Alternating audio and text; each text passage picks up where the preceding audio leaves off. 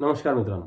बॉम्बे हायकोर्टाचा शिपाई पदाचा फॉर्म भरताना तुम्हाला 7वी पर्यंतचे मार्क पासून तुम्हाला त्याच्यामध्ये तुमचे एज्युकेशनल डिटेल्स ही ऍड करायची असते.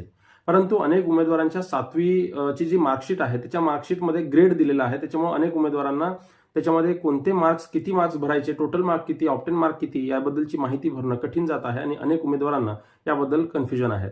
त्यामुळं तुम्हाला ग्रेडनुसार, तुम्हाला मार्किंगनुसार तुमचे ग्रेड हे ठरत असतात. अशा पद्धतीनं तुम्हाला तुमचे ग्रेड आहेत, म्हणजे ए असेल, बी असेल, A+ असेल, B+ असेल, तर अशा ग्रेडनुसार तुम्हाला किती मार्क्स येतात याची माहिती तुम्हाला गुगलवरून इझिली मिळून जाईल आणि तशा पद्धतीनं तुम्ही ऑनलाईन फॉर्म भरताना तशी माहिती तसे फॉर्ममध्ये फिलअप करू शकता.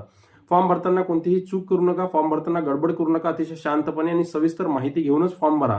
कारण उद्या तुम्ही सिलेक्ट झाला तर समोर तुम्हाला अडचणी जायला नको. समोर जर तुम्हाला सिलेक्शन झालं आणि तुमचे फॉर्ममध्ये जर काही क्युरीज असेल तर तुम्हाला समोर अडचणी जातात.